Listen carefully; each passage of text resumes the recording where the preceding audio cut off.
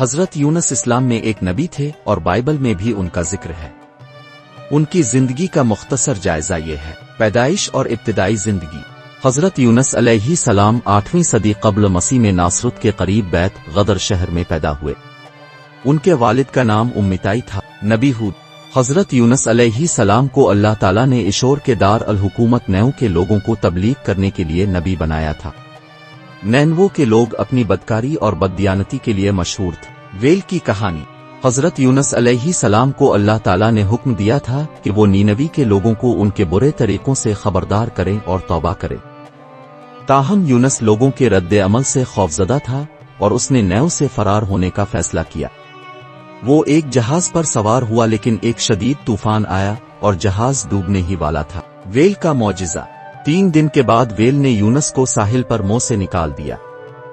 یونس زندہ اور تندرست تھے اور انہوں نے محسوس کیا کہ اللہ نے انہیں دوسرا موقع دیا ہے۔ وہ نینوا واپس آیا اور لوگوں کو تبلیغ کی، انہیں اللہ کے غضب سے خبردار کیا اگر وہ توبہ نہیں کرتے۔ عوام کی توبہ۔ نیو کے لوگوں نے حضرت یونس کا پیغام سنا اور اپنے گناہوں سے توبہ کی۔ اللہ نے انہیں معاف کر دیا اور شہر کو تباہی سے بچا لیا۔ حضرت یونس علیہ السلام کی زندگی سے سبق۔ حضرت یونس کا واقعہ ہمیں کئی اہم سبق سکھاتا ہے۔ 1. اللہ کے احکامات کی تعمیم۔ یونس کو حکم دیا گیا تھا کہ وہ نینوی کے لوگوں کو تبلیغ کریں، لیکن انہوں نے نافرمانی کی اور بھاگنے کی کوشش کی۔ اس سے ہمیں اللہ کے احکامات پر عمل کرنے کی اہمیت کا درس ملتا ہے۔ 2. معافی مانگنا۔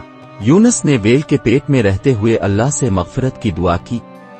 یہ ہمیں اللہ سے معافی مانگنے کی اہمیت سکھاتا ہے۔ 3. توبہ۔